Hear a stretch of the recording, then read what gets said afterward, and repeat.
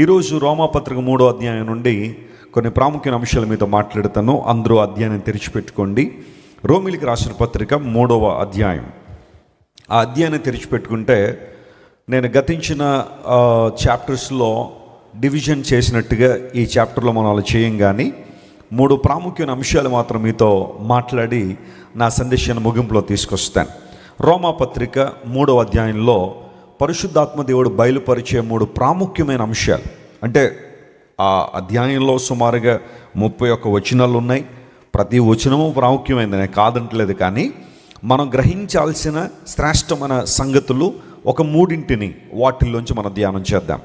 మొట్టమొదటిగా రోమిలికి రాసిన పత్రిక 3వ అధ్యాయం 23వ వచనం మనం చదువుకుందాం. మనందరికీ తెలిసిన వాక్య భాగమే. ఎక్కువ సార్లు మనం ఈ మీటింగ్స్లో కావచ్చు, లేకపోతే సువార్త సభల్లో ఎక్కువగా కోట్ చేసే మాట రోమన్స్ చాప్టర్ 3:23. ఏ భేదమును లేదు, అందరూ పాపము చేసి దేవుడు అనుగ్రహించు మహిమను పొందలేకపోవుచున్నారు.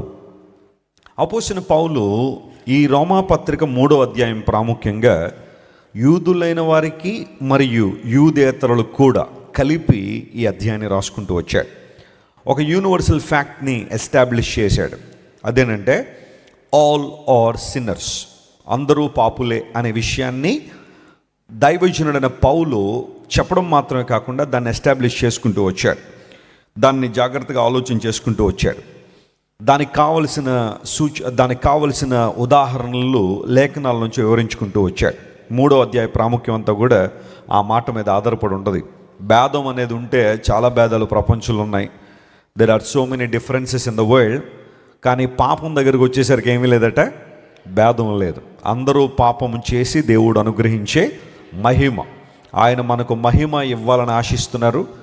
మహిమతో మనల్ని అలంకరించాలని దేవుడు కోరుతూ ఉంటే ఆ మహిమను మనం ఎందుకు పొందుకోలేకపోతున్నాం అంటే మనము పాపము చేశాము అనే విషయాన్ని దైవజనుడు అక్కడ ప్రస్తావించాడు. ఎంటైర్ బైబిల్లో సువార్త సభల్లో ఎక్కువగా వినబడే మాట ఇదే. అందరూ పాపం చేసి దేవుడు అనుగ్రహించి మహిమను పొందలేకపోతున్నారు అనేది ప్రతి ప్రసంగంలో కూడా ఎక్కడో చోట మనం వింటూనే ఉంటాం. ఈ మాటకు ఉన్న శక్తి అలాంటిది. ఎందుకోసం అంటే మానవుని యొక్క పతనావస్థను, ఫాలెన్ స్టేట్ ఆఫ్ ఎ పర్సన్ని ఈ వచనం చాలా చక్కగా తెలియచేస్తూ ఉంది. బైబిల్ ఎప్పుడు కూడా మనిషి పాపి అని చెప్పడం మాత్రమే కాకుండా దాని నుండి ఎలా బయటపడాలో కూడా మార్గాన్ని తెలియజేసింది. చాలామంది అంటూ ఉంటారు, వెస్లీ గారు అదేంటండి దేవుని మాటలు విందామని దేవుని మందిరానికి వస్తే, సభలకు వస్తే ప్రతిసారి మీరు పాపం చేశారు, నువ్వు పాపివి అని ప్రతిసారి ఎందుకండి అలా బాధ పెడతారు మమ్మల్ని ఎందుకండి అలా ఒక మాటలో చెప్పాలంటే గాయపరుస్తారు అన్నట్టుగా కొంతమంది మాట్లాడతారు. ఇది బాధపరచడమో గాయపరచడమో కాదు, నీ హృదయ స్థితిని యథావిధిగా తెలియచేయడం. డాక్టర్ గారి దగ్గరికి వెళ్ళినప్పుడు డాక్టర్ గారి పరిశీలన అంతా చేసి నీకు రోగం ఉంది అని చెప్పాడు అనుకోండి, అదేమన్నా గాయపరచడమా లేదా బాధపరచడమా? ఉన్నది చెప్పడం, అంతే కదా. ఆయన అలా చెప్పలేదనుకోండి, మనల్ని ఏం చేసినట్టు? మోసం చేసినట్టు. నీలో వ్యాధి ఉండి కూడా ఏమీ లేదమ్మా, నువ్వు బాగున్నావమ్మా అని చెప్పి నేను ఇంటికి పంపించేశాడు అనుకోండి, నేను మోసం చేశాడని అర్థం, అబద్ధం ఆడాడని అర్థం. ఈ అధ్యాయంలో పౌలు మహాశయుడు ఈ విషయాన్ని కూడా ప్రస్తావించాడు. దేవుడు అబద్ధం ఆడడు అనే విషయాన్ని చాలా క్లియర్గా పౌలు గారు చెప్పారు. అందును బట్టి నువ్వు పాపం చేశావు, పాపివి అని దేవుని వాక్యం నేరారోపణ చేసినప్పుడు అది ఎప్పుడు కూడా అబద్ధం కాదు, అది వాస్తవమే. మానవుణ్ణి దేవుడు ఒక ఉద్దేశంతో కలుగు చేశాడు, ఒక ఉద్దేశంతో దేవుడు మనిషి నిర్మించాడు.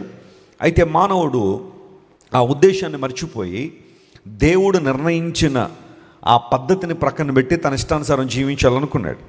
అందును బట్టి మానవుడు దేవుని దూరం అయిపోయాడు. ఇది ఆది నుండి జరుగుతున్న ప్రక్రియ. దీన్ని అపోస్తలుడైన పౌలు ఇక్కడ ప్రస్తావిస్తున్నాడు, అందరూ పాపం చేసి దేవుడు అనుగ్రహించి మహిమను పొందలేకపోతున్నారని.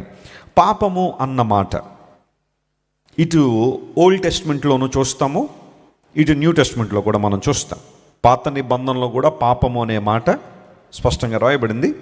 నూతన నిబంధనలో కూడా చాలాసార్లు పాపం అనే మాట రాయబడింది.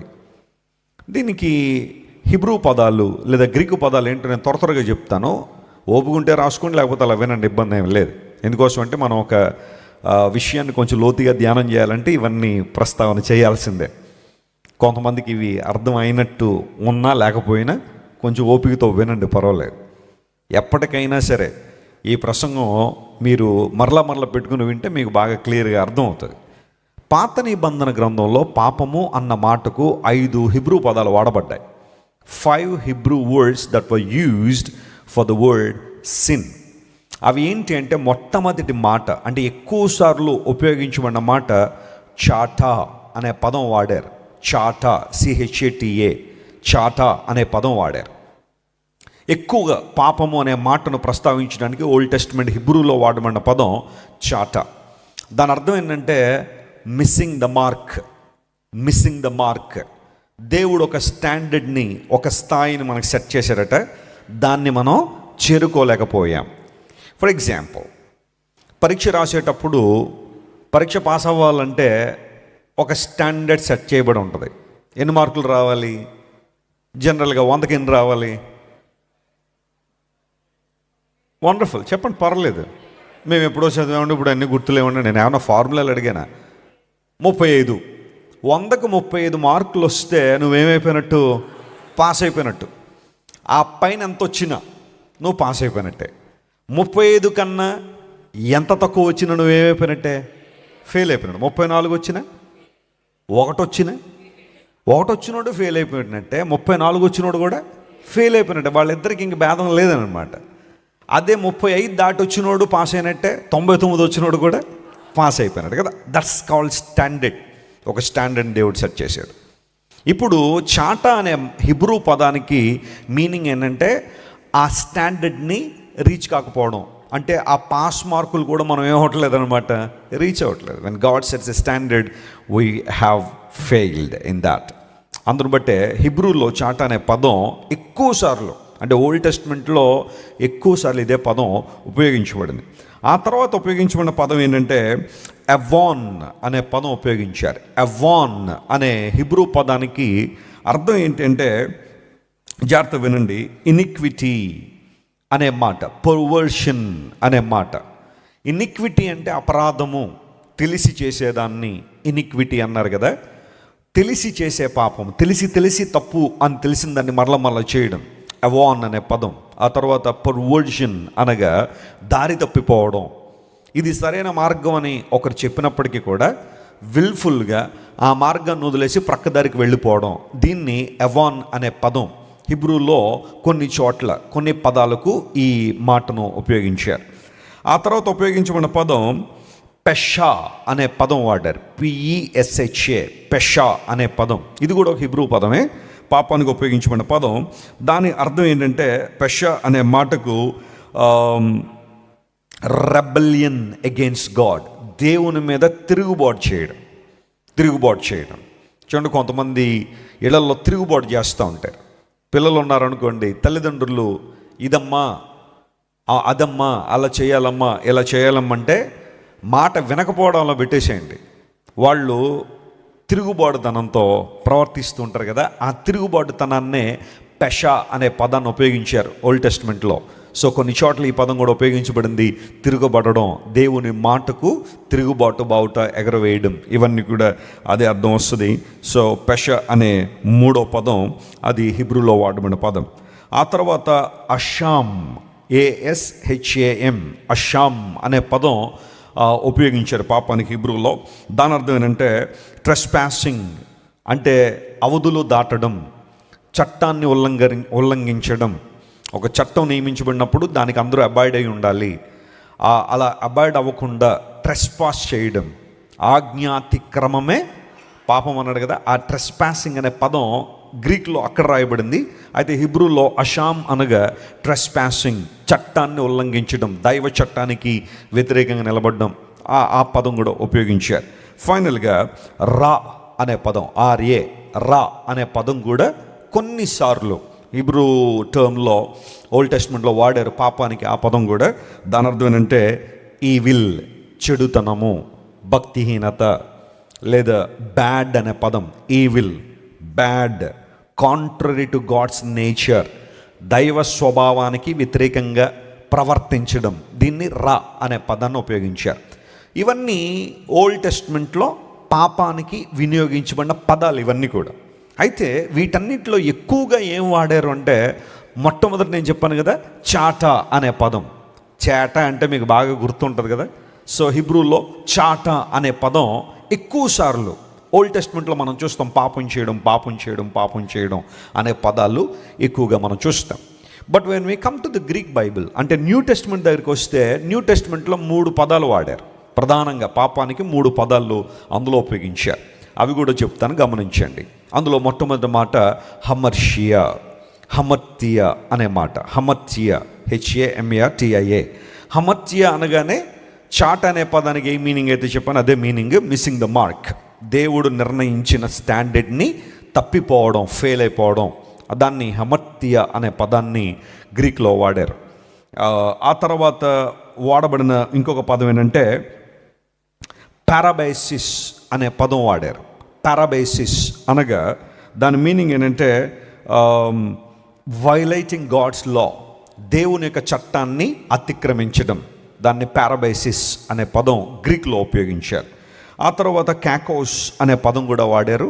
క్యాకోస్ అనే పదం హిబ్రూలో ఉన్న రా అనే పదానికి సమానార్థాన్ని ఇస్తుంది.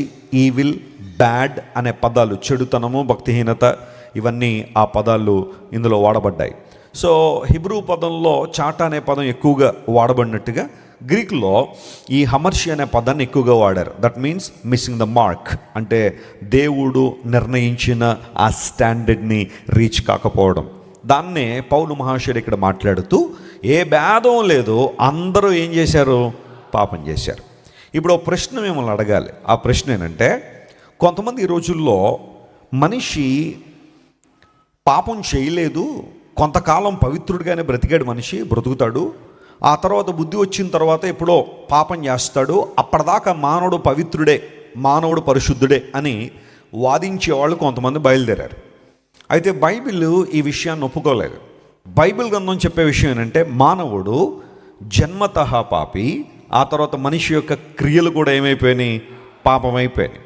సో ఇక్కడ ఒక మాట మనం జాగ్రత్తగా గమనించాలి. మానవుడు పాపం చేశాడు కాబట్టి పాపి అయ్యాడా, లేదా పాపి కాబట్టి పాపం చేస్తున్నాడా? ఈ 2 పదాలకు మనకి తేడా తెలియాలి. పాపం చేశాడు కాబట్టి మనిషి పాపి అయ్యాడా, లేదా పాపి కాబట్టి మనిషి పాపం చేస్తున్నాడా? ఈ రెండిట్లో ఏది సరైన మాట? మొదటిదా రెండవదా? Very good. రెండవ మాట జాగ్రత్తగా గమనించాలి. మానవునిలో పాప స్వభావం ఉంది కాబట్టే మానవుడు ఏం చేస్తున్నాడు? పాపం చేస్తున్నాడు. ఇది అర్థమైతే మీకు బైబిల్ చాలా మటుకు అర్థమైనట్టే. ఈ విషయం చాలామందికి అర్థం కాకే ఇప్పుడు తర్జన భర్జనలు అన్నీ కూడా. ఇప్పుడు ఒక మాట అడుగుతాను చూడండి. కొన్ని సంవత్సరాల క్రితం పాండమిక్ నడిచింది మన ప్రపంచంలో. COVID-19 అనే ఒక వైరస్, అది 2019లో కనిపెట్టబడింది, లేదంటే 2019లో అది బయటపడింది. కాబట్టి డిసెంబర్ 31వ తారీఖున దానికి COVID-19 అనే పేరు పెట్టారు. ఇప్పుడు ఆ వైరస్ ఒక మనిషిలోకి వచ్చిన తర్వాత 3 లేదా 4 రోజుల తర్వాత దాని సిమ్టమ్స్ బయటకు వస్తాయి. ఏంటవి? మనందరికీ తెలుసు కదా. మొట్టమొదటిగా దగ్గు రావడం, ఆ తర్వాత జలుబు రావడం, ఆ తర్వాత బ్రెత్లెస్నెస్, బ్రీతింగ్ ప్రాబ్లం రావడం, ఆ తర్వాత ఫీవర్ రావడం. ఇవన్నీ సిమ్టమ్స్ అంటారు వాటిని. అంటే లోపల వైరస్ ఉంది కాబట్టి ఏమొచ్చిందనమాట, అవన్నీ కనబడ్డాయి. వైరస్ లేదనుకోండి, అవి వచ్చే ఛాన్స్ లేదు. వైరస్ ఉన్న వాళ్ళకే అవి 3 రోజుల తర్వాత బయటపడ్డాయి. ఈ COVID-19ని ట్రీట్ చేయడం చాలా కష్టమైంది. ఎందుకోసం అంటే ఈ సిమ్టమ్స్ వెంటనే బయటపడేవి కాదు. ఎన్ని రోజుల తర్వాత? 3 రోజుల తర్వాత. ఈ 3 రోజుల్లో వీళ్ళు ఓ 3 ఏం చేసేవారు అనమాట, అంటించేవారు. వాళ్ళకి తెలియదు, వారిలో కూడా అది ఉందని తెలియక 3 అంటించేస్తే ఆ 3 కాస్త ఇంకో 9 మందికి, ఆ 9 మంది కాస్త ఒక 27 మందికి అంటించేసేసరికి ప్రపంచం అంతా కూడా ఇబ్బందులు పాలైపోయింది. ఆ సిమ్టమ్స్ అయ్యో వెంటనే కనబడిపోయిన వైరస్ రాగానే దగ్గు వచ్చేసి, వైరస్ రాగానే జ్వరం వచ్చేసి ఉండుంటే వాళ్ళు వెంటనే ప్రక్కన ఎక్కడో చోట తీసుకెళ్ళి ట్రీట్మెంట్ స్టార్ట్ చేస్తే వేరేగా ఉండేదేమో. కానీ కొంచెం టైం పట్టింది కాబట్టి ఆ ట్రీట్మెంట్కి చాలా కష్టమైంది. చూడండి, ఆ వైరస్ లోపల ఉంది కాబట్టే ఆ రిజల్ట్స్ ఆ తర్వాత కాలంలో బయటకు వచ్చాయి. మనిషి పాప స్వభావంతో ఉన్నాడు కాబట్టి మనిషి ఏం చేస్తున్నాడు? పాపం చేస్తున్నాడు. అందరూ పాపం చేసి అనే బైబిల్ స్టేట్మెంట్ అక్కడ గ్రీక్లో అందరూ అన్న చోట పాస్ అనే పదం వాడారు. పిఏఎస్ అనే పదం ఉపయోగించబడింది. పాస్ అంటే అర్థం ఏంటంటే అన్ని దేశాలు, అన్ని జాతులు, అన్ని కులాలు, అన్ని మతాలు, సకల లోకంలో ప్రతి మనిషి కూడా పాపం చేశాడు అని బైబిల్ దోషారోపణ చేసింది. అంటే ఎందుకు చేస్తున్నాడు మనిషి? ఒక్కడైనా ఎందుకు చేయకుండా ఉండగలగలేకపోతున్నాడు? ఒక్కడైనా పాపం చేయకుండా ఎందుకు ఉండలేకపోతున్నాడు అంటే అందరిలో కూడా ఏముందన్నమాట, పాప స్వభావం ఉంది. ఇది బైబిల్ నిర్ధారించిన సత్యం. ఇది నేను చెబుతున్న మాట లేదా మరొకరు చెబుతున్న మాట కాదు. This is what the Bible established. ఆ కారణాన్ని బట్టే యేసు ప్రభు రక్షకుడికి లోకానికి రావాల్సి వచ్చింది. ఒక్కడైనా నీతిమంతుడిగా ఉండుంటే యేసు ప్రభు లోకానికి రావాల్సిన అవసరం లేదు. ఆయన మన కోసం శిలువలో మరణించాల్సిన అవసరం లేదు. అందరూ దారి తప్పిపోయాం కాబట్టే, అందరూ దేవునికి దూరం అయిపోయాం కాబట్టే, అందరూ కూడా దేవుడు అనుగ్రహించే మహిమను పొందలేకపోతున్నాం కాబట్టే యేసు ప్రభు మన పక్షంగా ఈ లోకానికి వచ్చి పాప ప్రాయశ్చిత్తం చేయాల్సిన అవసరం ఉండేది లేదా ఉన్నది. అలా కాకపోతే ఒక్కడైనా పరిశుద్ధుడిగా ఉండుంటే యేసు ప్రభు ఈ లోకానికి రావాల్సిన అవసరం లేదు. ఈ విషయాన్ని ప్రతి ఒక్కరు కూడా గుర్తించాలి. అందును బట్టే అందరూ పాపం చేసి దేవుడు అనుగ్రహించి మహిమను పొందలేకపోతున్నారని. ఒకసారి ఎప్పుడో విన్నాను, ఒక ఆయన అంటున్నాడు, పెద్ద ఆయనే, ఒక మతానికి సంబంధించిన ఓ పెద్ద ఆయన, పేరు చెప్పనులేండి, కొన్నిసార్లు నేను పేరు చెప్పలేదు అంటే దాని వెనకాల ఒక అర్థం ఉంటుందని మీరు గుర్తించాలి. ఆయన ఒకసారి ఏమంటాడంటే, క్రైస్తవులు పాపులు కాబట్టి వారికి మాత్రమే ఎవరు కావాలి? యేసు ప్రభు కావాలి. మేమైతే పాపులం కాదు, మా మతం అయితే పాపులం కాదు, క్రైస్తవులు పాపం చేశారు కాబట్టే ప్రతిసారి మేము పాపులము దేవుని సన్నిధికి వస్తారు కాబట్టే వారికి మాత్రమే యేసుప్రభు కావాలి, కానీ మాకు యేసుప్రభు అక్కర్లేదు అన్నట్టుగా ఆయన మాట్లాడడం ప్రారంభించాడు. ప్రియులారా, జాగ్రత్త వినండి. యూజువల్గా కొన్ని సందర్భాల్లో మా తాత కూడా ప్రతి ఉదయాన్నే లేచి కొన్ని శ్లోకాలు చెప్తూ ఉండేవాడు. అందులో శ్లోకం ఆయా సందర్భాల్లో చెబుతూ ఉంటాను. ఓ దేవా, నేను పాపిని, నా కర్మలన్నీ పాపమే, ఈ పాపం నుండి నన్ను విడిపించని వారు చేసిన ప్రార్థనలు కావచ్చు.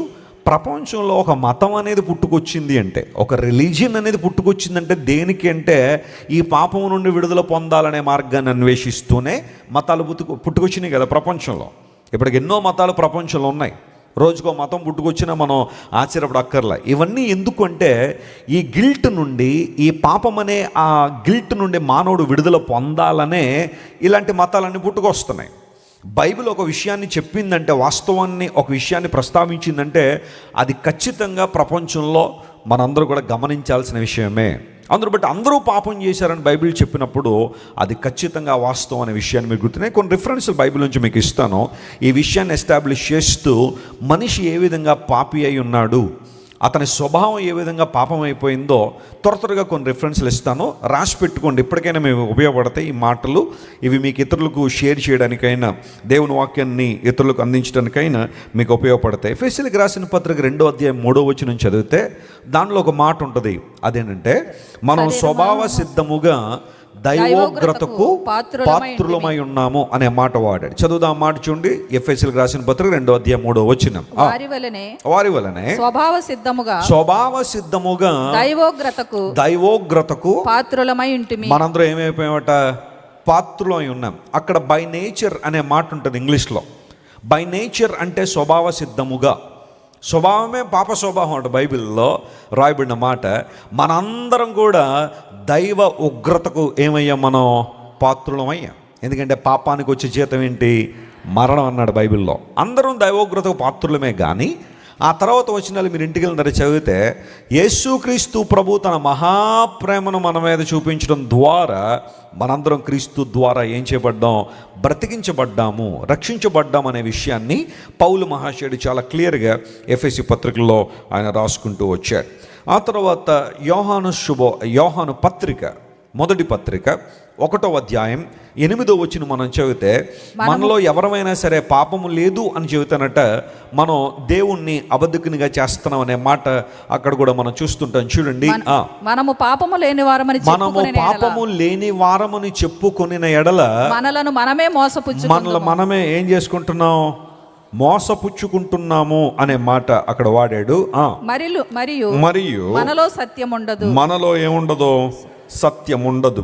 10వ వచనం కూడా చదువుదాం మనము చూడండి. పాపములు అదే చేయలేదని యోహాను మొదటి పత్రిక 1వ అధ్యాయం 10వ వచనంలో, మనము పాపము చేయలేదని చెప్పుకునే ఎడల ఆయనను అబద్ధికునిగా ఆయన చేయవారమగుదుము. మనం ఏం చేస్తున్నామంట, అసలు దేవుణ్ణి అబద్ధికునిగా చేసేస్తున్నాం. ఎందుకంటే దేవుడు ఏమన్నాడు, నువ్వు పాపివి అంటే, నేను చేయలేదంటే నువ్వు ఎవరిని అబద్ధికునిగా చేయడానికి ట్రై చేస్తున్నావు, దేవుణ్ణి అబద్ధికునిగా చేయడానికి ట్రై చేస్తున్నావు. ఇదే మాట అక్కడ వస్తూ ఆయన వాక్యం మనలో ఉండదు అన్నాడు. అంటే పౌలు మహాశయుడు ఎస్టాబ్లిష్ చేసిన ఫ్యాక్ట్, స్వభావ సిద్ధంగా మనం పాపులమై ఉన్నాము. యోహాను భక్తుడు చెప్పిన మాట, మనం పాపం చేయలేదని చెప్తే మళ్ళీ మనం ఏం చేసుకుంటున్నాం, మోసం చేసేసుకుంటున్నాం. దేవుణ్ణి కూడా ఏం చేస్తున్నాం, మనం అబద్ధికునిగా చేస్తున్నాము అనే మాట అక్కడ వాడాడు. యోబు గ్రంథం దగ్గరకు వస్తే ద బుక్ ఆఫ్ జోబ్లో కూడా కొన్ని ప్రాముఖ్యమైన అంశాలు ఈ విషయానికి తగ్గట్టుగా కనబడతాయి. యోబు గ్రంథం 25వ అధ్యాయం 4వ వచనం మనం చదివితే దానిలో ఒక మాట ఉంది. నరుడు దేవుని దృష్టికి నీతిమంతుడు ఎట్లు కాగలడు, స్త్రీకి పుట్టినవాడు ఆయన దృష్టికి ఎట్లు శుద్ధుడు కాగలడు అనే ప్రశ్న ఇక్కడ స్పష్టంగా మనం చూస్తున్నాం. స్త్రీకి పుట్టిన నరుడు ఎట్లో శుద్ధుడు కాగలడు. 6వ వచనం కూడా చదువుతున్నాం. నిశ్చయముగా పురుగు వంటి మనుష్యుడు, పురుగు వంటి నరుడు ఆయన దృష్టికి పవిత్రుడు కానేరడు. చూసారా, ఈ మాటలన్నీ బైబిల్లోనే లేకపోతే ఏమన్నా కల్పించి చెప్తున్నా? అన్ని బైబిల్లో కదా. ఆయన దృష్టికి మనుష్యుడు పవిత్రుడు కాడు అనే మాట స్పష్టంగా అక్కడ ఎస్టాబ్లిష్ చేశారు యోబు గ్రంథంలో. అదే యోబు గ్రంథం 15వ అధ్యాయం, ఈసారి 14వ వచనం కూడా తీయండి. యోబు గ్రంథం 15వ అధ్యాయం 14వ వచనంలో ఈ మాట రాయబడింది. శుద్ధుడగుటకు నరుడు ఏపాటివాడు, నిర్దోషుడగుటకు స్త్రీకి పుట్టినవాడు ఏపాటివాడు. ద సేమ్ క్వశ్చన్ దాదాపు 25:4లో కనబడిన ప్రశ్నే ఇక్కడ కూడా మనం చూస్తున్నాము. శుద్ధుడగుటకు నరుడు ఏపాటివాడని. ఆ తర్వాత ప్రియులారా, దేవుని గ్రంథాన్ని మనం చదివితే ఎక్లెసియాస్టిస్ సొలొమోన్ గారు ఏమంటున్నాడో చూద్దాం. సొలొమోను మహారాజు ఈ విషయంలో మీ అభిప్రాయం ఏంటండి, పరిశుద్ధాత్మ ద్వారా బయలుపరచమంటే సొలొమోను భక్తుడు ఏమంటున్నాడో చూడండి. ఎక్లెసియాస్టిస్ చాప్టర్ 7 and verse 20, ప్రసంగి గ్రంథం 7వ అధ్యాయం 20వ వచనంలో ఈ మాట ఉంది. పాపము చేయక మేలు చేయుచుండు నీతిమంతుడు భూమి మీద ఒకడైనా లేడన్నాడు. సొలొమోన్ గారు పరిశుద్ధాత్మ ప్రేరేపణ ద్వారా రాసిన ప్రసంగి గ్రంథంలో ఆయన మాట్లాడుతున్న మాట, నీతిమంతుడు భూమి మీద ఒకడైనా లేడని. మరి ఎందుకు మరి అతిశయం? కొన్నిసార్లు నేను ఏ పాపం చేశానండి, నేను ఏ అపరాధం చేశానండి, నేను పాపి కాదు కాబట్టి నాకు యేసుప్రభువు అక్కర్లేదండి అనడానికి లేదు. బైబిల్ ఎస్టాబ్లిష్ చేసిన ఫ్యాక్ట్స్ ఇవన్నీ కూడా. భూమి మీద నీతిమంతుడు లేడు అనే మాట ఎక్లెసియాస్టిస్లో మనం చూస్తున్నాం. ఆ తర్వాత రోమిలికి రాసిన పత్రిక 5వ అధ్యాయం 12వ వచనంలో కూడా చాలా ప్రాముఖ్యమైన అంశాలు. ఇవి కూడా సందర్భం వచ్చినప్పుడు మరలా వాటిని ధ్యానం చేస్తాం, కానీ అవుట్లైన్స్ ఇస్తాం. చూడండి, రోమా 5:12లో ఒక మనుష్యుని ద్వారా పాపము ద్వారా మరణము లోకములో ఎలాగో ప్రవేశించెను. చెప్పండి, ఒక మనుష్యుని ద్వారా పాపం ద్వారా ఏమొచ్చిందట? మరణం లోకంలోనికి ఏం చేసింది? ప్రవేశించి. ఆ ఒక మనుష్యుడు ఎవరు? Very nice. ఆ ఒక మనుష్యుడు ఎవరు అంటే పౌలు మహాశయుడు రాస్తుంది, ఆది పితరుడైన ఆదాము యొక్క తిరుగుబాటుతనం, ఆదాము యొక్క పాపము లోకములోనికి వచ్చింది. So we are living in a fallen world. మనందరం పతనమైన ప్రపంచంలో జీవిస్తున్నాము. మనకు రక్షకుడు అవసరం. మనలో ఏ ఒక్కరం కూడా నేను సకల పరిశుద్ధుణ్ణి, పవిత్రుణ్ణి, నాకు దేవుడు అక్కర్లేదు అనడానికి లేదు. We all need God because the Bible says we all sinners in the sight of God. అందరూ పాపం చేశాం కాబట్టి పాపం అవ్వలేదు, కాబట్టి పాప స్వభావం లోపల ఉంది కాబట్టి మనం ఏం చేస్తాం అనమాట, పాపం చేస్తున్నాము. ఈ విషయాన్ని బైబిల్ చాలా క్లియర్గా సెలవిస్తూ ఈ మాటలన్నీ ఇంకా చాలా ఉన్నాయనుకోండి. ఆ రెఫరెన్స్లన్నీ ఇప్పుడు నేను చూపించే సమయం లేదు.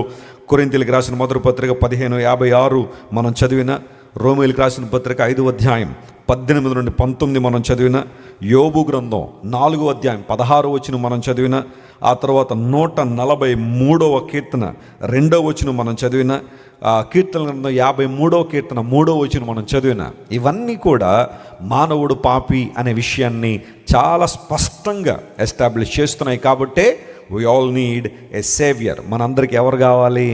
రక్షకుడు కావాలి. మానవుడు పవిత్రుడైతే, పరిశుద్ధుడైతే మానవునికి రక్షకుడు అక్కర్లేదు. యేసు ప్రభు వారి లోకానికి వచ్చే శిలువలో మరణించిన కారణం ఈ పాప బంధకాల్లోంచి, బానిసత్వంలోంచి మనందరినీ విడిపించాలనే యేసు ప్రభు ఈ లోకానికి వచ్చారు. అందరూ బట్టే ఏ భేదము లేదు, అందరూ పాపం చేసి దేవుడు అనుగ్రహించే మహిమను ఏం చేయలేకపోతున్నారు, పొందలేకపోతున్నారు అని బైబిల్ చాలా స్పష్టంగా తెలియజేస్తూ ఉంది. సాధు సుందర్ సింగ్ అనే దైవజనుని గురించి అనేకసార్లు మనం వింటున్నాం. ఆయన సిక్కు మతానికి చెందినవాడు. సిక్కులకు హిందువులకి కొంచెం దగ్గర సంబంధం ఉంటుంది. వారి పుస్తకాలు వీరు, వీరి పుస్తకాలు వారు కూడా చదువుతూ ఉంటారు.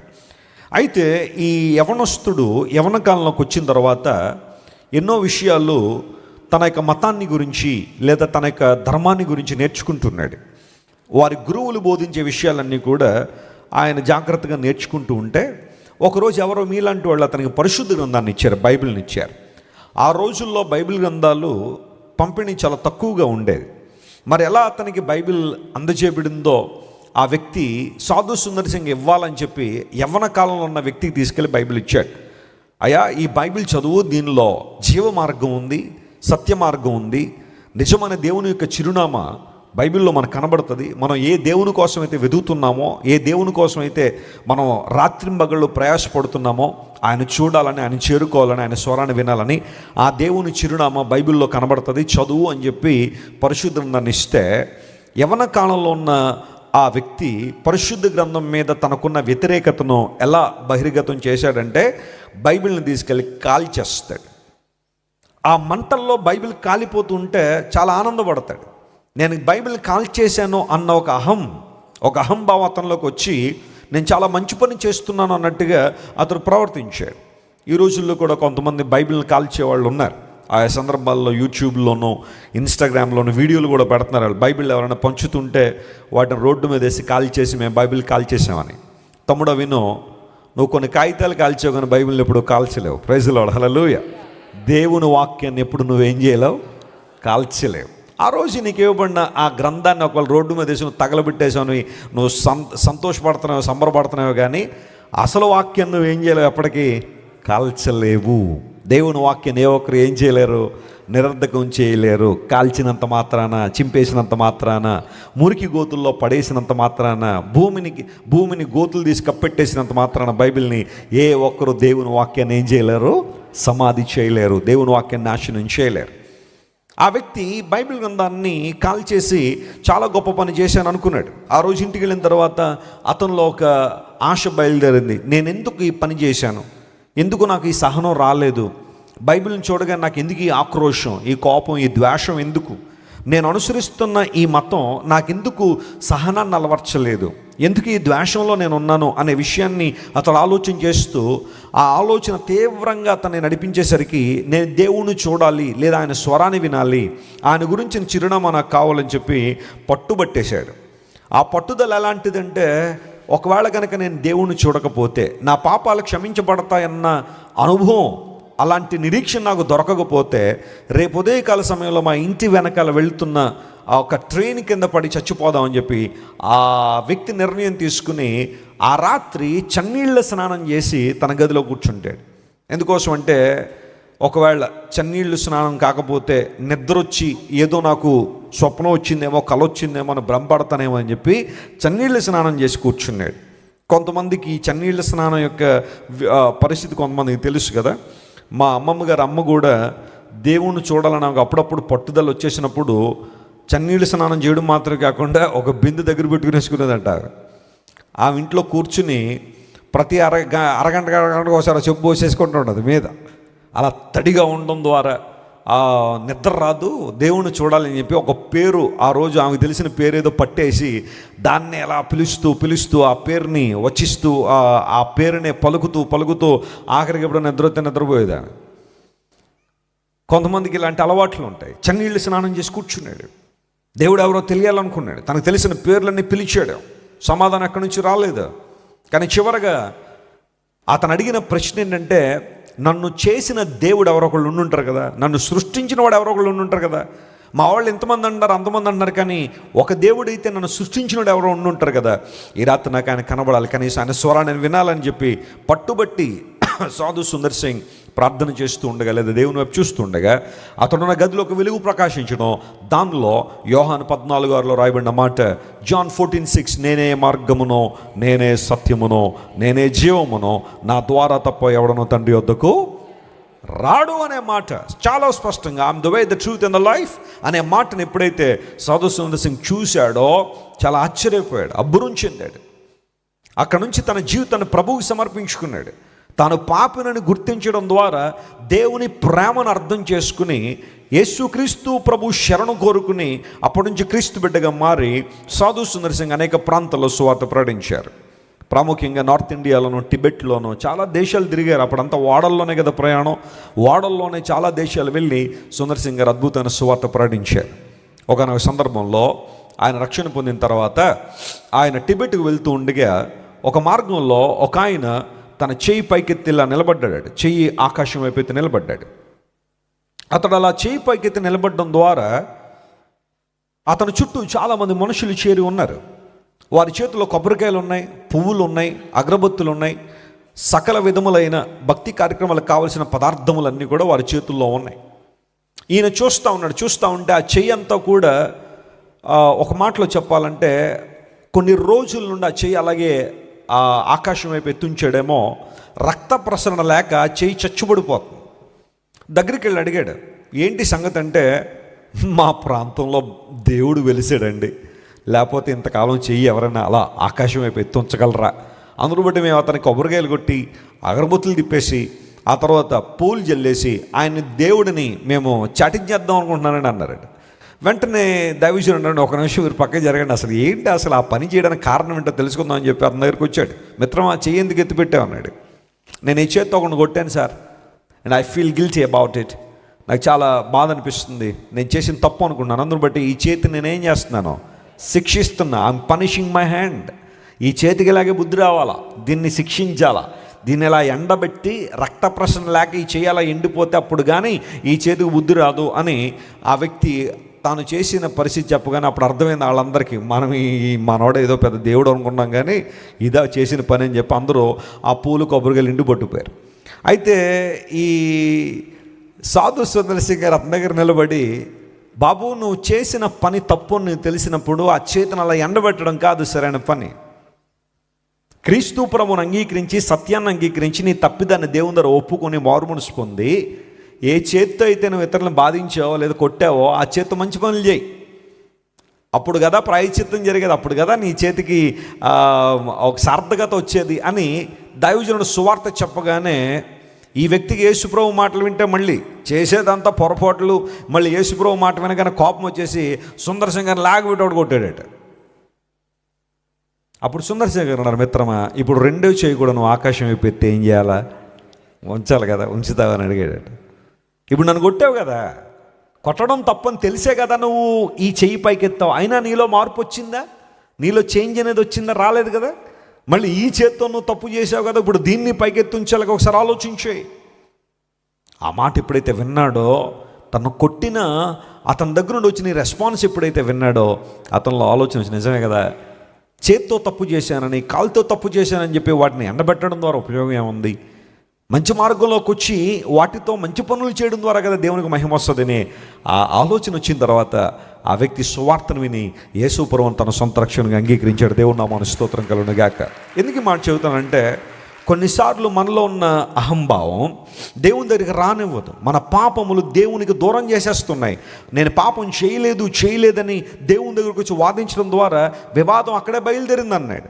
అందును బట్టే ప్రభువు పిలిచాడు, రండి మన వివాదాన్ని ఏం చేద్దాం, పరిష్కరించుకుందాం రండి. Come let us reason together. మన వివాదాన్ని తీర్చుకుందాం రండి. దేవునికి మనిషికున్న వివాదం ఏంటి? ఇదేమన్నా డబ్బు గొడవ? దేవునికి మనిషికున్న వివాదం ఏమన్నా ధనానికి సంబంధించిన వివాదమా? కొన్నిసార్లు గొడవలు డబ్బుల గురించి గొడవలు ఉంటాయి. కొన్ని గొడవలు దేనికి వస్తాయి చెప్పండి? ఆస్తుల గురించి గొడవలు వస్తాయి. తండ్రి ఇంత ఆస్తి ఇచ్చాడు, నువ్వు అంత తీసేసుకుని నాకు ఎంత వచ్చావు, అందుని బట్టి గొడవ వస్తుందని చెప్పి ఆస్తులను బట్టి గొడవలు ఆడుకునే వాళ్ళు ఉంటారు. స్త్రీలను బట్టి గొడవలు ఆడుకునే వాళ్ళు కొంతమంది ఉంటారు. ఎన్నో గొడవలు ఈ రోజున హత్యలు అవే అందుకోసమే జరుగుతున్నాయి. అక్రమమైన బంధాల ద్వారానే కదా, అక్రమ సంబంధాలు బట్టే కదా ఈ రోజున హత్యలు జరుగుతున్నాయి. కోడి పిల్లలు కోసినట్టు కోసుకుంటున్నారు ఒక్కొక్కడు. ఏంటంటే ఎవరో ఒక వ్యక్తి మీద ఇద్దరు కళ్ళు ఉంటాయన్నమాట. ఇప్పుడు వాళ్ళిద్దరికీ గొడవ వస్తుంది ఆ ఒక్కళ్ళ కోసం. ఇలాంటి ఎన్ని జరగట్లేదు ప్రపంచంలో. గొడవలు, రకరకాల వివాదాలు ఉన్నాయి. కానీ what is a dispute between God and people? What is a contention between God and people? దేవునికి మనిషికి మధ్య ఉన్న గొడవ ఏంటి? ఈ వివాదం ఏంటి అంటే, దేవుని వాక్యం సెలవిస్తూ ఉంది, మానవుడట నేనేం తప్పు చేయలేదు అంటున్నాడంట, దేవుడేమో నువ్వు చేసావు అంటున్నాడు. ఇక్కడే మనిషికి దేవునికి ఏమొచ్చింది? వివాదం వచ్చింది. ఇప్పుడు ఈ వివాదం సమస్య పోవాలంటే మనం దేవుని దగ్గరికి వచ్చి ఏం చేయాలా?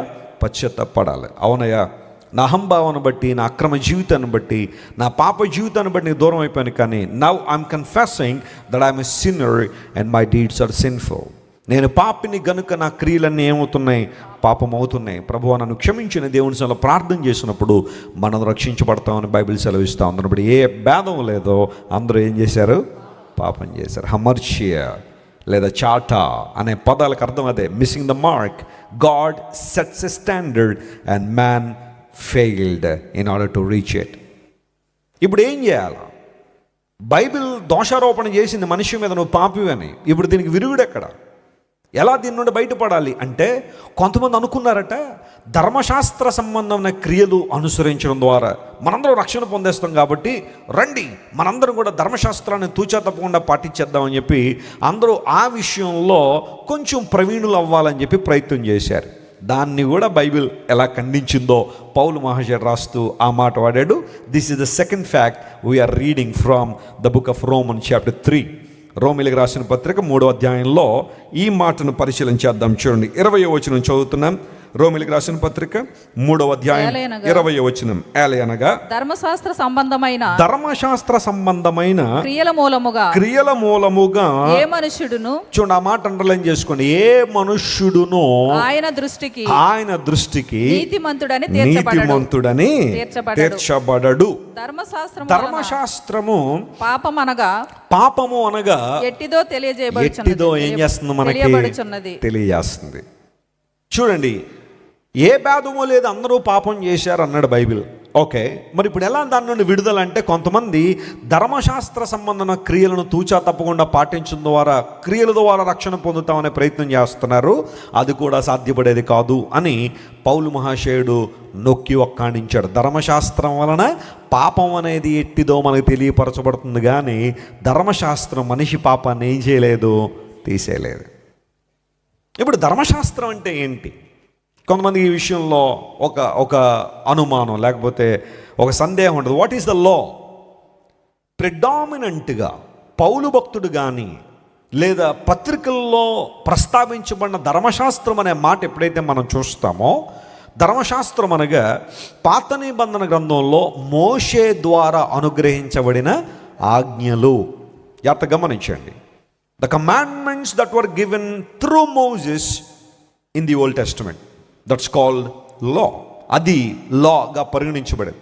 కొన్ని సందర్భాల్లో, నేను ఈ విషయాన్ని కూడా ఇక్కడ ప్రస్తావించాను, కొన్ని సందర్భాల్లో పత్రిక రాసిన దైవజనులు ధర్మశాస్త్రమును సంబోధించారంటే they were talking about the writings of the Old Testament. పాత నిబంధన గ్రంథంలో ఉన్న లేఖనాల గురించి కూడా కొన్ని సందర్భాల్లో ధర్మశాస్త్రాన్ని ప్రస్తావించారు. అవి కొన్ని చోట్ల మాత్రమే.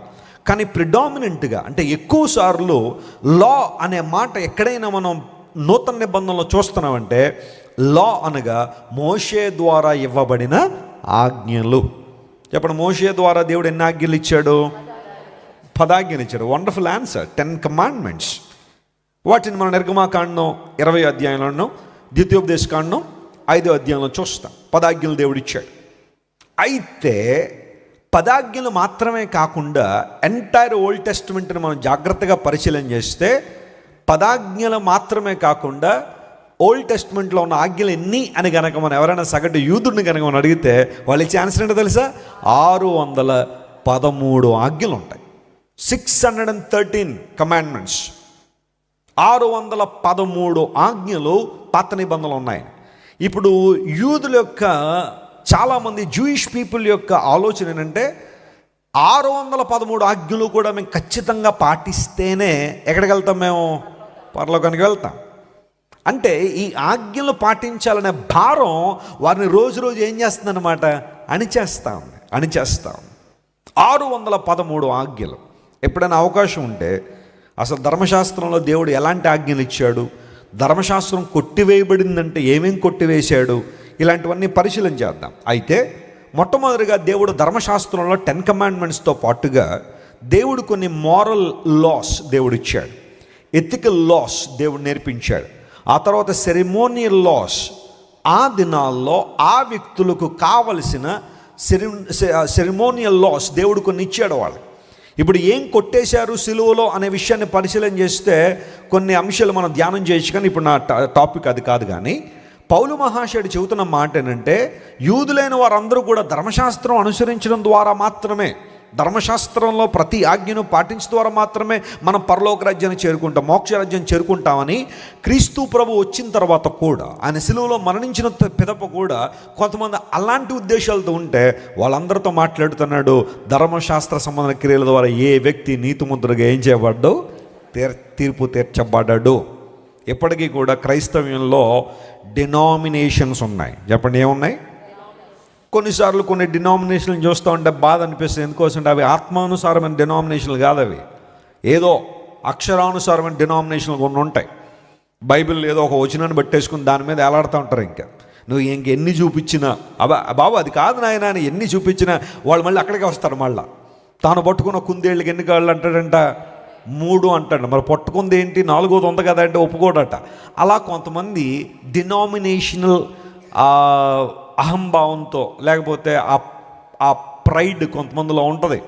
నేను ఆ పేర్లు ఎత్తాలని ఉద్దేశం కాదు, కానీ వారు ఎప్పటికీ కూడా ధర్మశాస్త్ర సంబంధమైన కొన్ని పనులు చేస్తేనే మనం రక్షించబడతాం అనే బోధలు తమ బోధల్లో చేస్తూ ఉంటారు. అలా చేయడం ద్వారా వారు ఏం చేస్తున్నారంటే, యేసుక్రీస్తు ప్రభు సిలువలో చేసిన త్యాగాన్ని ఏం చేస్తున్నారు, వాళ్ళు నిరర్ధకం చేసేస్తున్నారు. యేసే త్యాగాన్ని అపహాస్యం చేస్తున్నారు. కృపను నిరర్ధకం చేసేవాళ్ళు చాలామంది ఉన్నారు. కృప వెలుగులోనికి వచ్చిన తర్వాత క్రీస్తు ప్రభు యొక్క త్యాగాన్ని వారు నిరర్ధకం చేయడానికి కారణం ఏంటంటే, మరలా పాత నిబంధన అనే ఆ కాడి క్రిందకి, లేదా ధర్మశాస్త్రాన్ని కాడి క్రిందకి చాలామంది వెళ్ళడం మాత్రమే కాకుండా అనేక మందిని తీసుకెళ్తూ ఉన్నారు. నేను ఆల్రెడీ ఒకసారి చెప్పాను, యునైటెడ్ స్టేట్స్లో ఒకసారి వాకింగ్ చెప్పడానికి వెళ్తే 2 యంగ్స్టర్స్ నా దగ్గరికి వచ్చారు, 2 యవ్వన బిడ్డలు నా దగ్గరికి వచ్చారు. అన్న మీతో కాసేపు మాట్లాడాలన్నారు. అప్పటికే చాలా టైర్డ్ అయి ఉన్నాను. ప్రయాణం ఎక్కడి నుంచో, నేను అమెరికాలో కనుకుంటే ఒక 4 రోజులు ఉన్నాను అనుకోండి, 15 స్టేట్లు తిరుగుతా. 2 రోజులకు ఒక స్టేట్ విమానాల్లో ప్రయాణాలు చేయాలి, చాలా కష్టమైన ప్రయాణాలు. మరలా ఇంటికి వెళ్ళి గబగబా సిద్ధపడి మీటింగ్కి రావడం, ఆ మీటింగ్ ముందు కాసేపు ప్రేయర్ చేసుకోవాలి కదా, సిద్ధపడి దేవుని వాక్యం అందించాలి. ఇచ్చిన తర్వాత అన్న మీతో మాట్లాడాలన్నారు. ఎందుకో మాట్లాడాలనిపించింది. భోజనం కూడా ప్రక్కన పెట్టి వాళ్ళతో మాట్లాడడం ప్రారంభించాను. They are very well versed in the Bible గ్రంథంలో 2 కుర్రోళ్ళని చూస్తే ముచ్చటేసింది నాకు. ప్రతి వచనం టకా మాట్లాడుతున్నారు వాళ్ళు. నాకు అలాంటి వాళ్ళు చూస్తే చాలా ఆనందం అనిపిస్తుంది, బైబిల్ గ్రంథాన్ని చక్కగా చదివేవాళ్ళు. కానీ ఇక్కడ ఒక కానీ ఏంటంటే, వారు ఉన్నది ఒక తప్పుడు సిద్ధాంతంలో ఉన్నారు. బైబిల్ అంతా బాగానే చదివారు, అన్ని వర్డ్సెస్ ఒకదానికి కూడా బాగానే తీస్తున్నారు, కాకపోతే ఒక తప్పుడు సిద్ధాంతంలో ఉన్నారు. ఇప్పుడు దాన్ని నా దగ్గర తీసుకొచ్చి, ఇప్పుడు నేను అప్పటికే చాలామందికి తెలుసు కదా, ప్రపంచంలో చాలామంది నా ప్రసంగాలు వింటున్నారు. ఒకవేళ నాలోంటోండి కనుక కొంచెం అలా డివియేట్ చేస్తే, వాళ్ళ సిద్ధాంతం వైపు కనుక తీసుకొస్తే, నాతో పాటు బోల్డంతమందిని తీసుకొచ్చేస్తారని వాళ్ళ ఆలోచన అనమాట. అందును బట్టి ఇలాంటి వాడిని పట్టుకోవాలనుకున్నారు ఏంటో వచ్చారు నా దగ్గరికి.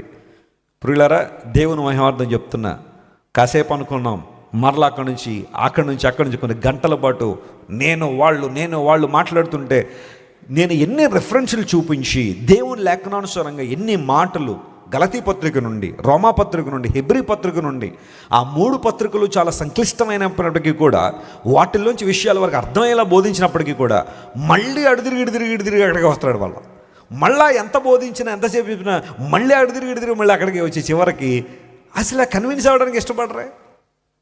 చాలాసార్లు చాలామంది తాము అనుకున్నదే నిజం అనుకుని బైబిల్ గ్రంథాన్ని ప్రక్కన పెట్టేసి, లేఖనాలు ఏం చెప్తున్నో తెలియక తమకిష్టమైందే, తమకు కావాల్సిందే అది పట్టుకుని వేలాడవాళ్ళు చాలామంది ఉన్నారు.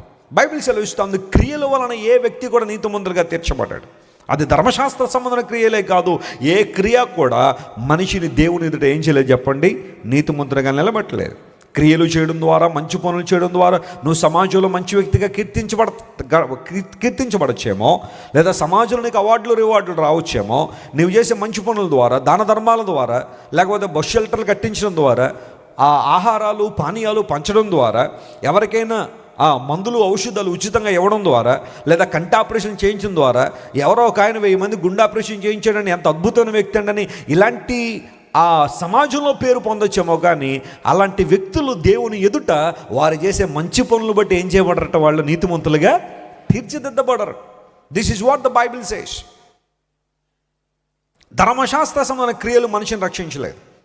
అప్పుడు మీకు ఒక డౌట్ రావచ్చు, మరి అలాంటప్పుడు దేవుడు ఎందుకు ఇచ్చాడని ధర్మశాస్త్రం మనకి? ఆయన ఇవ్వడం ఎందుకు, మళ్ళీ అది బైబిల్లో ఉంచడం ఎందుకు, మళ్ళీ ఇప్పుడు అవి ఏమో మళ్ళీ నీతిమంతులుగా తీర్చవు అని చెప్పడం ఎందుకు అని కొన్నిసార్లు కొన్ని ప్రశ్నలు వస్తాయి. మరి మీకు వస్తాయో లేదో నాకు తెలియదు, కానీ కొంతమందికి రావచ్చు ఇలాంటి ప్రశ్నలు. జాగ్రత్త గమనించండి. What the law is all about, what the law can do. ధర్మశాస్త్రం చేసే పని ఏంటంటే, బైబిల్లో అపోస్తలుడైన పౌలు ఇక్కడ అన్నాడు, ధర్మశాస్త్రం వలన పాపము అనగా ఎట్టిదో మనకి ఏం చేయబడింది, తెలియజేయబడింది. అది the law reveals the sin. ఏది పాపమో కాదో ధర్మశాస్త్రం రివీల్ చేసింది. అందును బట్టే ధర్మశాస్త్రం పాపం ఎట్టుదో తెలియజేసింది అనే మాట ఇక్కడ వాడాడు. ఆ తర్వాత గలతీయులకు రాసిన పత్రికకి వస్తే అపోస్తలుడైన పౌలు ఇదే మాట వాడాడు. చూడండి, గలతీయులకు రాసిన పత్రికలో అందులో రాయబడిన మాట 3వ అధ్యాయం 24వ వచనం మనం చదివితే అపోస్తలుడైన పౌలు ఈ మాట అక్కడ వాడాడు. ధర్మశాస్త్రం గురించి మాట్లాడుతూ ఏమన్నాడు అంటే, కాబట్టి మనము విశ్వాస మూలమున నీతిమంతులము అని తీర్చబడునట్లు క్రీస్తు నొద్దకు మనలను నడిపించుటకు ధర్మశాస్త్రము మనకు బాలశిక్షకుడాయెను. చెప్పండి, మనకేమయ్యాడంట? బాలశిక్షకుడాయను. ఇంగ్లీష్లో ఏం రాశారు తెలుసా? ట్రాన్స్లేషన్లో స్కూల్ మాస్టర్ అని రాశాడు. బాలశిక్షకుడు లేదా గైడ్ అనే మాట.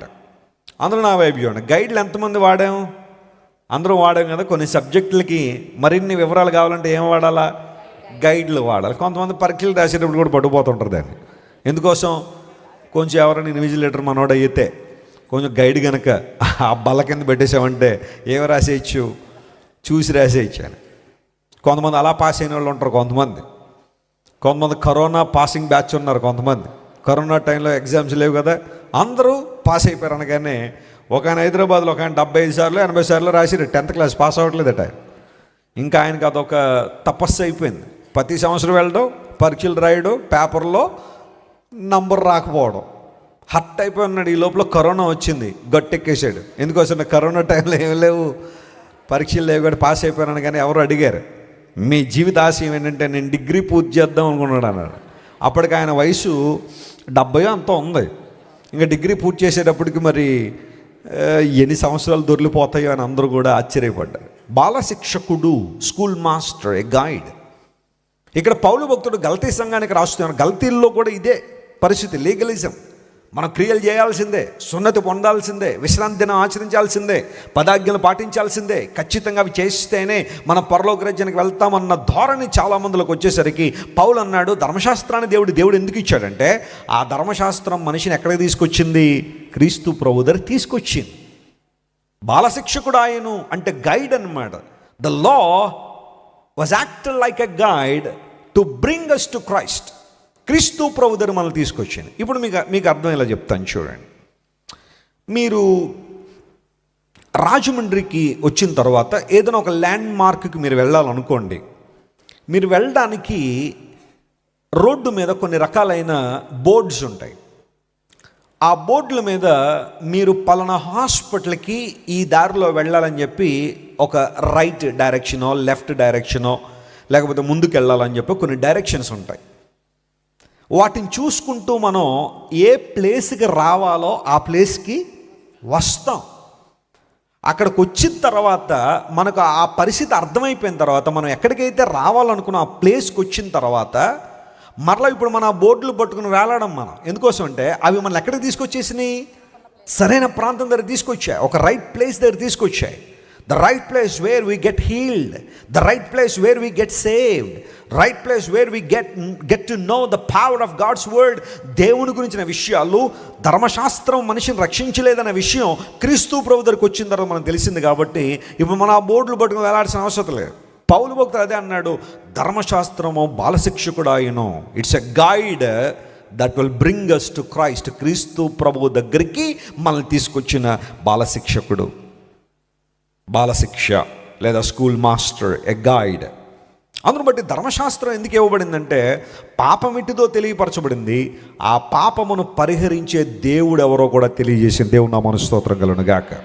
ఇప్పుడు ఆ దేవుని దగ్గరికి వచ్చిన తర్వాత ఆయన యందు మనం ఏముంచాలట? విశ్వాసం ఉంచాల. అప్పుడు కదా రక్షణ.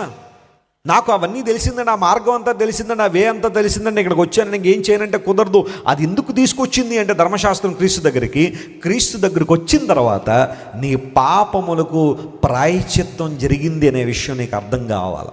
నీకోసం ఆయన పరిహారం చేశాడనే విషయం నీకు అర్థం కావాలి. అందును బట్టే the law was pointing us toward Christ, bringing us to Christ. క్రీస్తు ప్రభు దగ్గరికి ధర్మశాస్త్రం మనల్ని తీసుకొచ్చింది. వచ్చిన తర్వాత మన విశ్వాసము ద్వారా క్రీస్తు ప్రభువు నుండి దీవెనలు పొందుకుంటాం. స్తోత్రం చెప్పండి, హల్లెలూయా.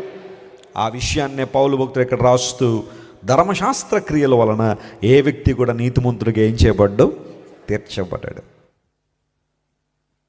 ముంబైలో ఒక మిషనరీ సువార్త ప్రకటించడానికి వచ్చినప్పుడు అతనికి ఒక పర్ల్ డైవర్ పరిచయం అయ్యాడు. పర్ల్ డైవర్ అంటే సముద్రం లోపలికి వెళ్ళి ముత్యాలు బయటికి తీసుకొచ్చే వాళ్ళని పర్ల్ డైవర్స్ అంటారు. ఆ వ్యక్తి పర్ల్ డైవింగ్ చేస్తూ ఉన్నాడు, సేవకునికి పరిచయం అయ్యాడు. ఆయన వచ్చి ఆ సందర్భాల్లో సువార్త చెబుతూ ఉంటే ఆయన విన్నట్టుగానే ఉన్నాడు సువార్త. ఒక రోజున సేవకునితో అన్నాడు, అయ్యా మీరు ఏదేదో చెప్తున్నారు కానీ నాకేం అర్థం కావట్లేదు, కానీ నేను గనక మోక్షం చేరాలంటే నేను ఏదో బలమైన పని ఒకటి చేయాలండి. అది చేస్తే దేవుడు నన్ను చూసి నా కుమారుడు, నా భక్తుడు నా గురించి ఇంత గొప్ప పని చేశాడు కాబట్టి అప్పుడు నన్ను పరలోకాన్ని తీసుకోవాలి, అప్పుడు నన్ను మోక్షాన్ని తీసుకెళ్ళాలి, అప్పుడు నాకు ఆనందం కలుగుద్ది అన్నట్టుగా మాట్లాడడం ప్రారంభించాడు. లేదు నాయన, రక్షణ అంటే నువ్వు క్రియలతో సాధించేది కాదు, నువ్వు విశ్వాసం ఉంచి చాలు. యేసు ప్రభువు చేసిన ఆ గొప్ప పని మీద, ఆ త్యాగం మీద, బలిదానం మీద విశ్వాసం ఉంచి రక్షణ పొందుతామని the preacher was preaching about faith, విశ్వాసం గురించి మాట్లాడుతున్నాడు. అతనేమో అలా కాదండి, నేనేదో గొప్ప పని చేయాల్సిందే, మోక్షానికి చేరాల్సిందే అని. ఆఖరిగా గొప్పని ఏంటో నిర్ణయించుకున్నాడు. ఏంటో తెలుసా? ముంబై నుండి ఢిల్లీ దాకా మోకాళ్ళ మీద నడుద్దాం అనుకున్నాడంట. అలా నడవడం ద్వారా మోచెప్పులన్నీ కొట్టుకుపోయి బ్లడ్ కారిగిపోయి ఆ వ్యక్తి ఆఖరి ఢిల్లీ చేరుకున్న దేవుడు చూసి, భక్తుడా, నా కోసం ఎంత బాధపడ్డావు భక్తుడా, నువ్వు ఎంత శ్రమపడ్డావు కాబట్టి పరలోక రాజ్యంలో ఆ ఫస్ట్ సీట్లో కూర్చో అని దేవుడు అంటాడు అనుకుంటున్నాడు అతను. సేవకుడు ఎన్ని చెప్దాం అనుకున్నా వినే పరిస్థితిలో లేడు. ఒకరోజు నిర్ణయించుకున్నాడు, బయలుదేరిపోదాం, ఆ మోకాళ్ళ మీద నడుచుకుంటూ వెళ్ళిపోతాను పుణ్యక్షేత్రానికి, ఎక్కడికో వెళ్దామని ప్రయత్నం. సేవకుడిని పిలిచాడు, మిషనరీని పిలిచాడు. Sir, I'm about to start my journey, నేను నా ప్రయాణాన్ని ప్రారంభిస్తున్నాను రేపటి నుంచి, అందువల్ల మేము పిలిచి మీకు బహుమానం ఇవ్వాలనుకుంటున్నాను అన్నాడు. ఏంటా బహుమానం అన్నాడు. లోపలికి వెళ్ళి తీసుకొచ్చడం మంచి ముత్యం, చాలా బాగుంది. యూజువల్గా ఉన్న ముత్యాల కన్నా కొంచెం పెద్ద సైజులో ఉంది. Very attractive, very precious and very costly pearl. దాన్ని తీసుకొచ్చి మిషనరీ గారికి ఇచ్చి, మీరు చాలా కాలం నుండి నా దగ్గరికి వస్తున్నారండి, చాలా మంచి మాటలు చెప్తున్నారు, ఈ ముత్యం మీకు ఇద్దాం అనుకున్నాను, తీసేసుకోండి అన్నాడు.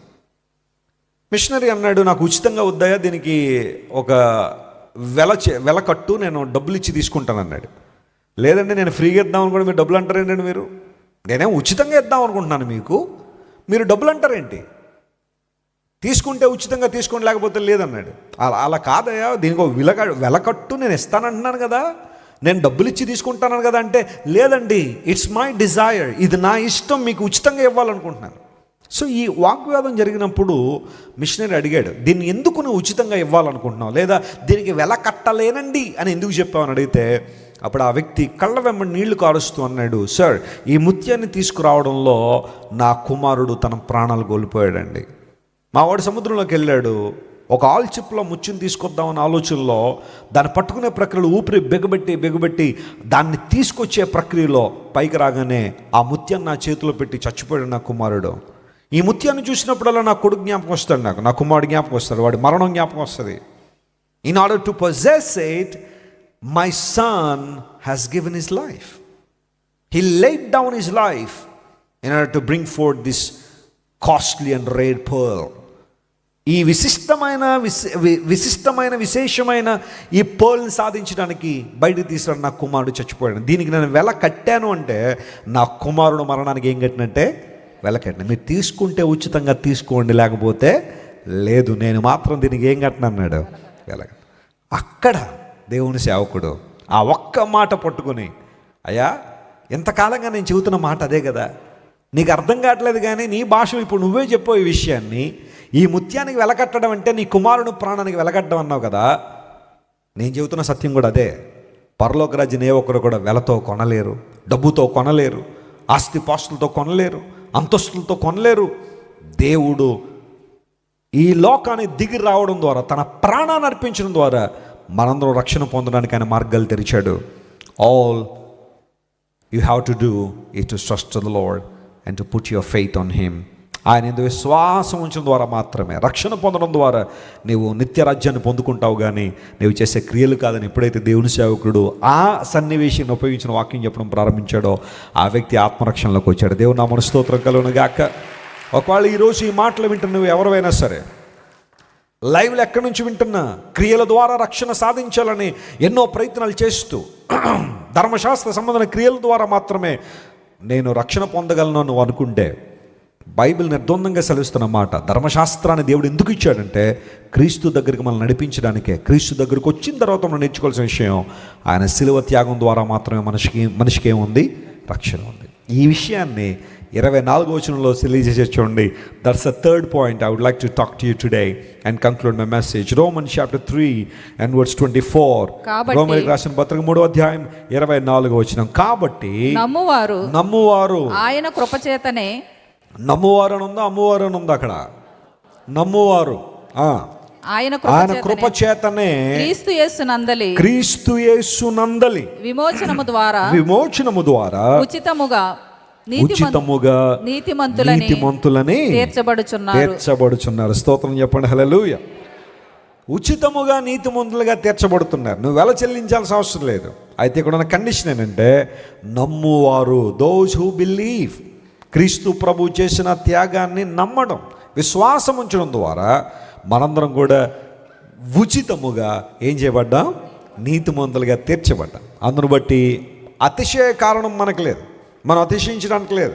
రక్షణ మన గొప్పతనం వల్ల వచ్చింది కాదు, క్రీస్తు ప్రభు యొక్క త్యాగము ద్వారా మనకు అనుగ్రహించబడిందని నమ్మి ఆయన పాదాలు పట్టుకున్నప్పుడు మనం విమోచనం పొందుతామో, ఉచితంగా నీతిమంతులుగా తీర్చిదిద్దబడతాం. So the Romans chapter 3 talks about the origin of sin. పాపం అంటే ఏంటో, రెండవది జస్టిఫికేషన్ అంటే ఏంటో, నీతిమంతులుగా తీర్చిదిద్దబడడం అంటే ఏంటో చాలా క్లియర్గా సెలవిస్తుంది. కాబట్టి ఈ అధ్యాయాన్ని చాలా జాగ్రత్తగా పరిశీలనగా చదవడం ద్వారా, క్రీస్తు ప్రభు ద్వారా, కృపచేతనే అనే మాటలు పౌలు మహాశయుడు ఉపయోగించడం ద్వారా అనేక మందిని ప్రభు దగ్గరికి ఆ వ్యక్తిని నడిపించగలిగాడు. గమనించండి, ఇక్కడ మాట చెప్పి నేను ముగిస్తాను. పౌలు పరిచర్యలో ఆయనకి ఎక్కువ మంది శత్రువులు ఎక్కడి నుంచి వచ్చారో తెలుసా? సరే, మీకు ఆప్షన్లు ఇస్తాను, చెప్పండి. పౌలు గారి పరిచర్యలో ఎక్కువగా అవరోధాలు, ఆటంకాలు ఎక్కడి నుంచి వచ్చాయో తెలుసా? ఆప్షన్ ఏ యూదులు అంటే తనవారు, ఆప్షన్ బి అన్యజనులు అంటే యూదేతరులు. ఎక్కడి నుంచి వచ్చినాయి చెప్పండి? యూదుల నుండే వచ్చింది. ఎందుకు వచ్చినాయి? యూదుల నుండే ఎందుకని శ్రమలు ఎదుర్కొన్నాడు, అన్ని కష్టాలు ఎందుకు ఎదుర్కోవాల్సి వచ్చిందంటే, పౌలు ఈ విషయాన్ని అంటే రోమన్స్ 3:24 ఎక్కువగా ప్రకటిస్తున్నాడనే యూదులు అభ్యంతరం చేశారు. అసలు ఇప్పటిదాకా మనం పాటిస్తుందేంటి, మనం నమ్ముతుందేంటి, నువ్వు చెబుతుందేంటి, ఇప్పటిదాకా మనం చేసే పనులేంటి, ఇప్పుడు నువ్వు వచ్చి విశ్వాసం ద్వారా రక్షణ పొందుతావని ప్రజలందరినీ ప్రక్కదారి పట్టిస్తున్నావని చాలామంది యూదులు పౌలును ఆటంకపరచడం మాత్రమే కాకుండా, పౌలు పరిచర్యను దెబ్బకొట్టడానికి యూదులు కొన్ని సందర్భాల్లో అన్యజనులను కూడా ఏం చేశారు చెప్పండి? ప్రోత్సాహపరిచారు, రెచ్చగొట్టారు. పౌలు భక్తుడి యొక్క సువార్త సేవను ఆపేయాలని లీగలిజంతో ఉన్న వాళ్ళందరినీ కూడా సువార్త వైపుగా ఆకర్షిస్తున్నాడనే పౌలు గారి మీద భయంకరమైన దాడులు జరిగాయి. ఆటంకాలన్నీ కూడా అక్కడ నుండి వచ్చాయి. అందును బట్టే తన స్వజనులను బట్టే ఆపదల్లో ఉన్నాను అని చాలాసార్లు పౌలు మహాశయుడు తన పత్రికలో రాశాడు. ఎందుకు అంటే వారెప్పుడు కూడా క్రియల ద్వారా రక్షణ అనే అంశం మీదే ఉండిపోయారు. కానీ విశ్వాసం ద్వారా యేసయ్య మనకు ఉచితంగా రక్షణ ఇచ్చాడు. మనం చేయలేని పనిని ఆయన శిలువలో చేశాడు. ఆయన విశ్వాసం ఉంచడం ద్వారా ఆయన మన కోసం శిలువలో మరణించాడని, మన స్థానాన్ని ఆయన కోరుకున్నాడని, మన బలియాగాన్ని మన క్రైదనాన్ని ఆయన చెల్లించాడని, విశ్వాసం ఉంచితే చాలు మీరు రక్షణ పొందుతారని చక్కని సువార్త దైవజనులు ప్రకటిస్తూ ఉంటే యూదులకి ఇది అభ్యంతర కారణంగా ఉంది. వారు అనేక మంది పౌలుని ఇబ్బంది పడడానికి అదే కారణం. అయితే గమనించండి ప్రియులారా, నశించిపోతున్న వారికి సిలువను గూర్చిన వార్త వెర్రితనం, కానీ రక్షించబడుతున్న మనకు అది దేవుని శక్తి. Salvation comes through Jesus Christ. Salvation is available through faith on Jesus. యేసు క్రీస్తు ప్రభువునందు విశ్వాసం ఉంచడం ద్వారా మాత్రమే రక్షించబడ్డాము అని బైబిల్ సెలవిస్తుంది. కాబట్టి దేవుడు మనకు అనుగ్రహించిన కృపను బట్టి, యేసు క్రీస్తు ప్రభు ద్వారా మనకు అనుగ్రహించిన విమోచనను బట్టి మనం ఎల్లప్పుడూ ప్రభువును స్తుతించాలి, ఆయన ఘనపరచాలి. ఇది రోమాపత్రిక 3వ అధ్యాయం యొక్క సారాంశం. Praise the Lord. ప్రార్థన చేసుకుందాం. కళ్ళు మూసుకున్నాం. అందరూ కళ్ళు మూసుకునండి. ఇంతవరకు చాలా విషయాలు మనం విన్నాం. ఎన్నో పదాలు, వాటి అర్థాలు లేఖనాల నుంచి మనం ధ్యానం చేశాం. క్రీస్తు ప్రభు ఈ లోకానికి రావడం ద్వారా మనందరినీ కూడా క్రియల నుండి విడిపించి మనందరినీ కూడా విశ్వాస న్యాయమును బట్టి విశ్వాసము ద్వారా దేవుడు నీతిమంతులుగా ఆయన మనల్ని తీర్చిదిద్దాడు. We have been justified by faith. మనందరం కూడా ఉచితముగా నీతిమంతులుగా తీర్చబడ్డాం యేసుక్రీస్తు ప్రభు కృప ద్వారా. What a loving Savior we are worshiping. What a great God we are serving. ఎంత గొప్ప దేవుని మనం ఆరాధన చేస్తున్నాం. ఏ భేదము లేదు, అందరూ పాపం చేశారు. దేవుడు అనుగ్రహించి మహిమను పొందలేకపోతున్నారని లేఖనాల్లో రాయబడింది. కానీ యేసు ప్రభు ఈ లోకానికి వచ్చి మన కోసం శిలువ మరణించడం ద్వారా ఆయన మన పాప భారాన్ని మోసి మనందరికీ విడుదలిచ్చారు. ధర్మశాస్త్రము పాపం అంటే ఏంటో తెలియజేసింది. ధర్మశాస్త్రం ఒక అద్దం వలె మన తప్పిదాలను చూపించింది. కానీ మన తప్పిదాలను ధర్మశాస్త్రం సరిచేయలేదు. క్రీస్తు ప్రభు రక్తం, ఆయన శిలువలో కార్చిన అమూల్య రక్తము ద్వారా మాత్రమే మనందరికీ విడుదల, రక్షణ. అందరూ లేచి నిలబడదాం, ప్రార్థన చేద్దాం. Everybody stand up and lift your hands. D minor. అందరూ లేచి నిలబడి ప్రభు వైపు మనచు. ప్రతి ఘోర పాపమును కడుగును మన యేసయ్యా రక్తము. ప్రతి ఘోర పాపమును కడుగును మన యేసయ్యా రక్తము. మన శిక్షను తొలగించెను, సంహారమునే తప్పించెను. మన శిక్షను తొలగించెను, సంహారమునే తప్పించెను. యేసు రక్తము, రక్తము, రక్తము. యేసు రక్తము, రక్తము, రక్తము. అమూల్యమైన రక్తము, నిష్కళంకమైన రక్తము. అమూల్యమైన రక్తము, నిష్కళంకమైన రక్తము. యేసు రక్తము, రక్తము, రక్తము. యేసు రక్తము, రక్తము, రక్తము.